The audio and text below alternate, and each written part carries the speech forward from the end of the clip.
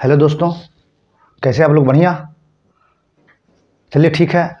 मैं उम्मीद करता हूं कि आपका पढ़ाई अच्छा से चल रहा होगा और आप बहुत बेहतरीन तैयारी कर रहे होंगे। आइए कुछ मेजर फैक्ट देखते हैं पॉलिटी के बारे में, राज्य व्यवस्था के बारे में। मेजर फैक्ट देखते हैं पॉलिटी के बारे में, राज्य व्यवस्था के बारे में। यह फैक्ट क्या है? तो यह फैक्ट है संविधान का स्रोत। किसका? सोर्स ऑफ कॉन्स्टिट्यूशन, संविधान का स्रोत। यानी कि किस देश से क्या अपनाया गया है और देशी स्रोत क्या था और विदेशी स्रोत क्या है।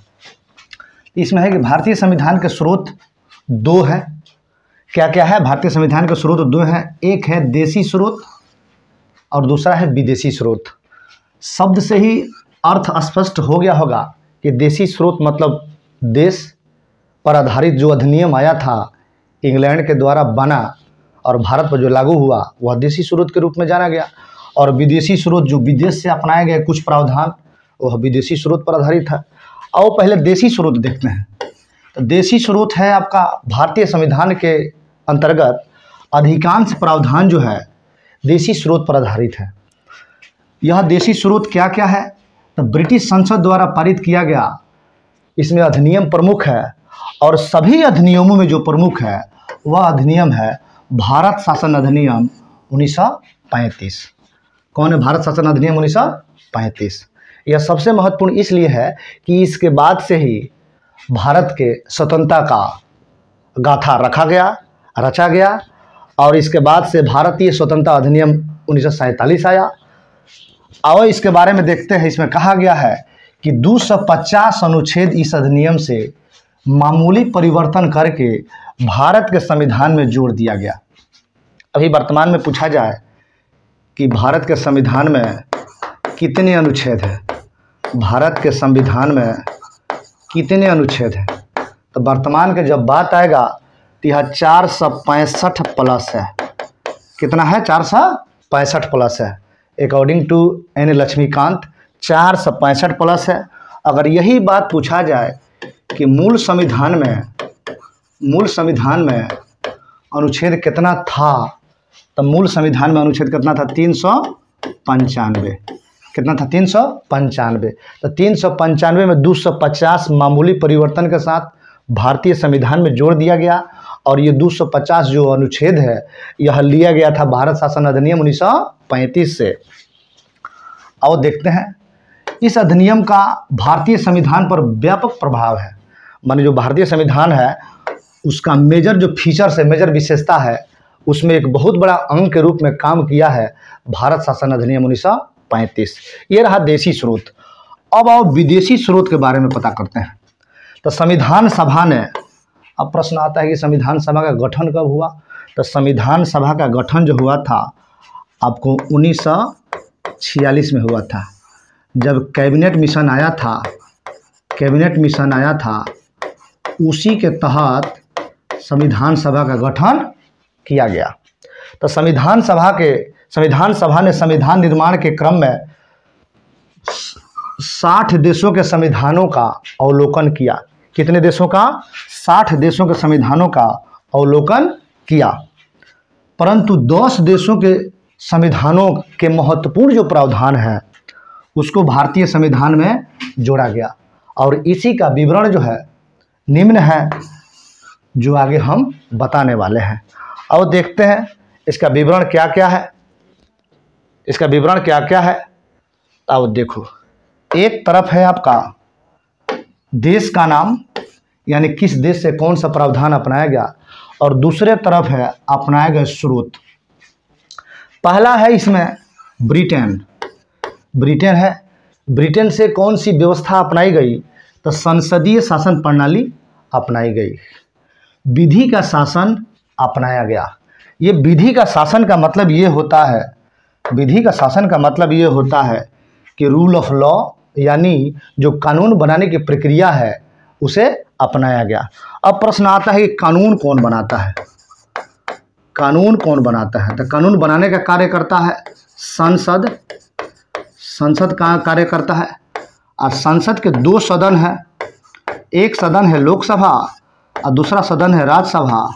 लेकिन संसद के एक और अंग के रूप में कार्य करता है वह होता है राष्ट्रपति। यह आर्टिकल 79 के तहत तीनों अंग जो है संसद का अंग होता है, लेकिन सदन की बात जब होगा तो दो ही सदन होते हैं, एक लोकसभा और दूसरा राज्यसभा। तो वही है विधि का शासन, यानी कि यहीं से कानून पास करने की प्रक्रिया होता है, संसद पास करता है। तो यह प्रावधान कहाँ से अपनाया गया है? यह प्रावधान अपनाया गया है ब्रिटेन के संविधान से। अब उसके बाद से एकल नागरिकता। एकल नागरिकता, नागरिकता का गठन किस अनुच्छेद में किया गया है? तब सबसे पहले जानेंगे भाग 2 में अनुच्छेद 5 से 11 तक नागरिकता का गठन किया गया है। ये भी है कि एकल नागरिकता का प्रावधान है। एकल नागरिकता का मतलब हुआ कि आपको एक ही प्रकार की नागरिकता प्राप्त होगी, वह भारत की नागरिकता प्राप्त होगी। लेकिन कुछ देश ऐसे हैं जहां 2 प्रकार की नागरिकता प्राप्त है, यानी कि दोहरी नागरिकता है। तो उन देशों में जो नाम है USA है, कनाडा है और ऑस्ट्रेलिया है। इन सभी देशों में दोहरी नागरिकता प्राप्त होती है, लेकिन हमारे यहाँ जो है एकल नागरिकता का प्रावधान है। नागरिक का उल्लेख भाग 2 अनुच्छेद 5 से 11 तक किया गया है। और उसके बाद से है औपचारिक रूप से राष्ट्रपति की स्थिति। औपचारिक रूप से राष्ट्रपति की स्थिति, विधि निर्माण की प्रक्रिया, वही विधि निर्माण की प्रक्रिया जो हम बताए हैं, कानून किस प्रकार पास होगा, और संसदीय विशेष अधिकार, यानी संसद को जो विशेष अधिकार है उसका जो प्रावधान है हमें ब्रिटेन के संविधान से अपनाया गया है। अब आइए देखते हैं नेक्स्ट अमेरिका। देखते हैं अमेरिका देखते हैं अमेरिका से क्या क्या अपनाया गया है। तो अमेरिका से अपनाया गया है मौलिक अधिकार। क्या अपनाया गया है? मौलिक अधिकार। अब प्रश्न आता है कि सर ये मौलिक अधिकार किस भाग में है? तो मौलिक अधिकार है भाग 3 में अनुच्छेद 12 से लेकर 35 तक। 12 से लेकर 35 तक ये मौलिक अधिकार का प्रावधान जो है अमेरिका से अपनाया गया है। उसके बाद से है उपराष्ट्रपति का पद है। उसके बाद से उपराष्ट्रपति का पद, तो उपराष्ट्रपति का पद का भी प्रावधान किया गया है। उसके बाद से है उपराष्ट्रपति राज्यसभा का पदेन सभापति होना, यह भी प्रावधान अमेरिका से अपनाया गया है। उसके बाद राष्ट्रपति के विरुद्ध महाभियोग की प्रक्रिया। अब आओ देखते हैं थोड़ा सा राष्ट्रपति के विरुद्ध, यानी राष्ट्रपति के विरुद्ध महाभियोग की प्रक्रिया किस आर्टिकल में उल्लेखित है? तो यह आर्टिकल है 61 में राष्ट्रपति के विरुद्ध महाभियोग की प्रक्रिया उल्लेखित है। यह एक प्रकार का अर्धन्यायिक प्रक्रिया है। क्या है? अर्धन्यायिक प्रक्रिया है। यही अगर प्रस्ताव पास हो जाए, महाभियोग की प्रक्रिया लोकसभा में पास हो जाए, राज्यसभा में पास हो जाए, उसके बाद से महाभियोग लग जाएगा, लेकिन 14 दिन पहले राष्ट्रपति को सूचना दी जानी आवश्यक होता है। अभी तक भारत में किसी भी राष्ट्रपति को महाभियोग के द्वारा हटाया नहीं गया है। अब देखते हैं नेक्स्ट। उसके बाद से है न्यायपालिका की स्वतंत्रता। न्यायपालिका के अर्थ में आ जाएगा सर्वोच्च न्यायालय, सबसे बड़ा अपीलीय न्यायालय है।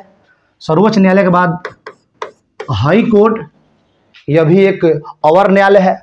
उसके बाद हो जाएगा डिस्ट्रिक्ट कोर्ट। जो न्यायपालिका का प्रक्रिया है वो सुप्रीम कोर्ट, हाई कोर्ट और जिला सत्र न्यायालय है। उसके बाद से आओ कनाडा के बारे में देखते हैं। कनाडा से कौन सा प्रावधान अपनाया गया है? तो उसमें संघीय शासन व्यवस्था, संघ का जो शासन व्यवस्था है उसे अपनाया गया है। केंद्र एवं राज्यों के बीच शक्तियों का विभाजन, केंद्र और राज्यों के बीच जो शक्तियों का विभाजन है उसे अपनाया गया। कहाँ से? कनाडा के संविधान से। उसके बाद से है अवशिष्ट शक्तियाँ केंद्र के पास निहित होगी। अवशिष्ट शक्तियाँ केंद्र के पास निहित होगी, इसे भी अपनाया गया है कनाडा के संविधान से। अब आओ नेक्स्ट, रूस। रूस से क्या अपनाया गया है? रूस सोवियत संघ, इससे अपनाया गया है मौलिक कर्तव्य। अब मौलिक कर्तव्य के बारे में आपको बता देते हैं कि मूल संविधान में मौलिक कर्तव्य का उल्लेख नहीं था। मूल संविधान में मौलिक कर्तव्य का उल्लेख नहीं था। तो फिर ऐड कब किया गया? इसको ऐड किया गया 42वां संविधान संशोधन, 42वां संविधान संशोधन 1976 द्वारा एक समिति बनाई गई थी जिसका नाम है स्वर्ण सिंह समिति। इसी समिति के द्वारा 10 मौलिक कर्तव्य भारत के संविधान में ऐड किया गया। उसके बाद से 86वें संविधान संशोधन 2002 द्वारा एक और मौलिक कर्तव्य ऐड किया गया। अब मौलिक कर्तव्यों की संख्या 11 है। कितना है? 11 है। इसका फैक्ट ये भी याद रखना है कि मूल संविधान में मौलिक कर्तव्य का उल्लेख नहीं था।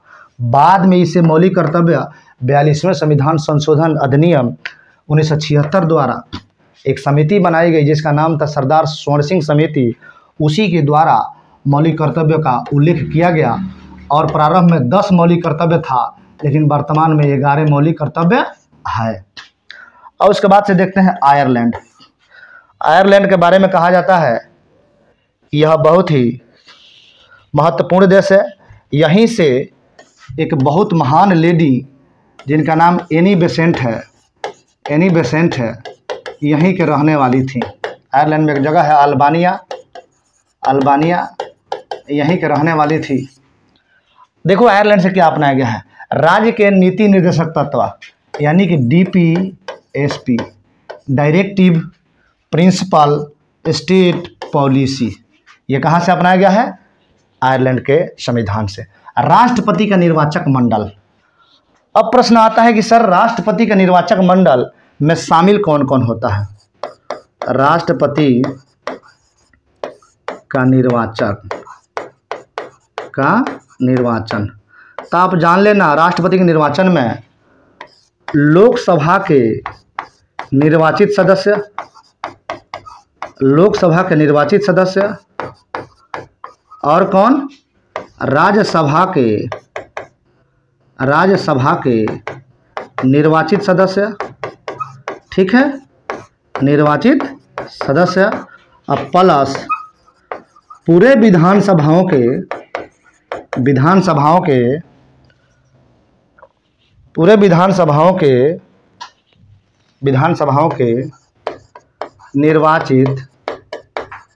निर्वाचित सदस्य भाग लेते हैं।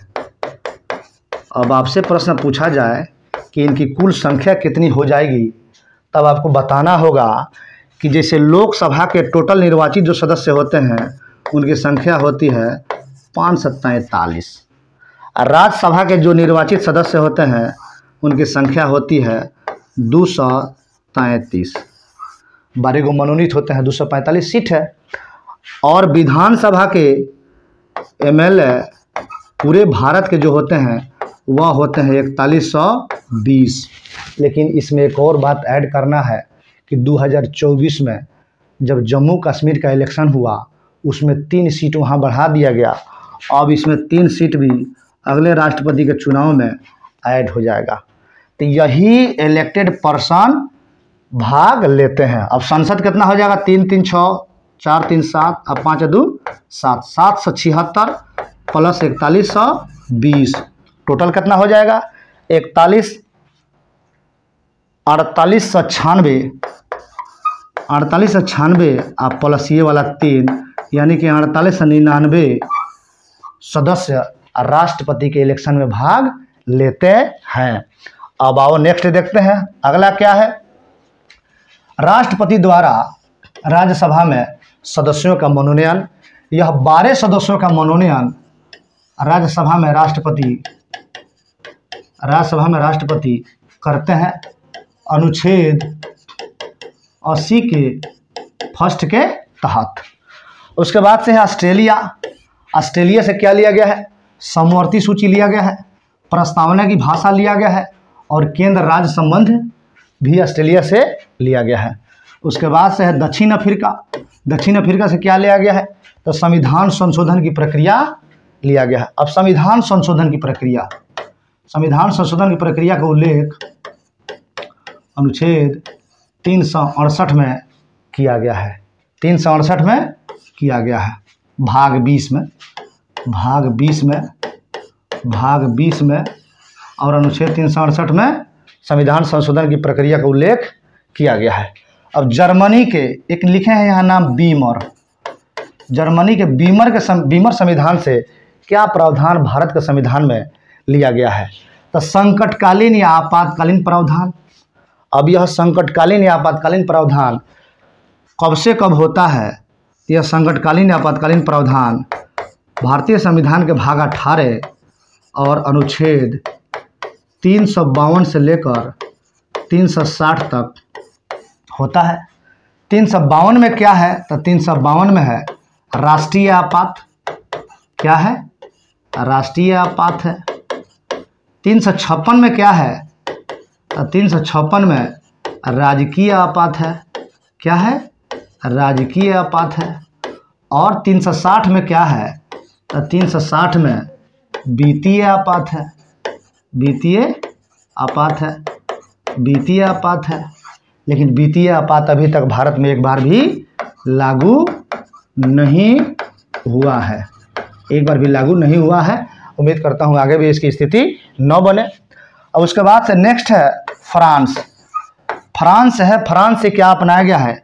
गणतंत्र, स्वतंत्रता, समानता एवं बंधुत्व की भावना का विकास हो, यह प्रावधान कहाँ से अपनाया गया है? फ्रांस से अपनाया गया है।